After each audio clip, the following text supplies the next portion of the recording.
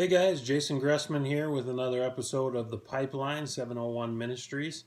Just want to apologize that I haven't been able to put a video out here for a little while. I think some people have gotten a little worried about me, and I just want to say I appreciate the worries, I appreciate the prayers, but it has been a really busy time for me, and there's just been a lot of needs and a lot of people needing help and a lot of people needing prayer and just people needing some time. And it's taken way more of my time than I thought initially, and I didn't think it would be all that hard to get a few of these videos out in that time, but I have not done a very good job of that.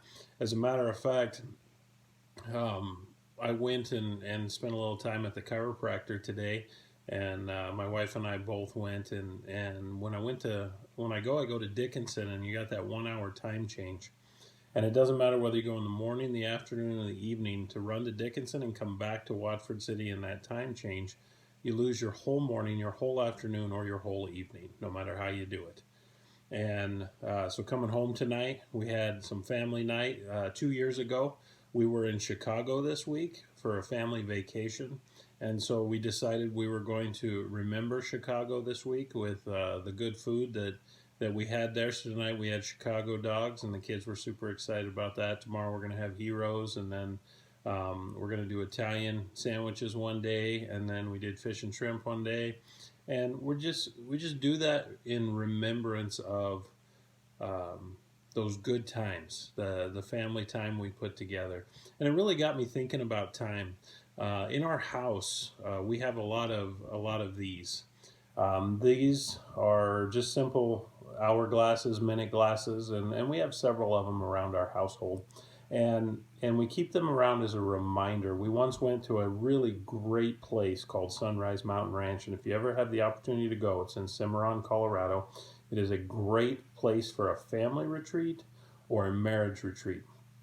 And they talk about our time being limited, and it talks about us needing to pay attention to that time. And so when I got home tonight, and it was late, like we didn't do dinner till almost like 8:30, 9 o'clock tonight. And that time with the kids have been absolutely precious. And looking at the governor opening the state up here by this weekend for some things, and then it looks like we'll most likely be back for church somewhere around the 15th, 17th, something like that week. I'm trying to figure out the best Sunday to kick it off. And when we do, we're going to do a welcome home barbecue, welcome home to church, and it's just going to be awesome. And it's really made me think more and more about our time.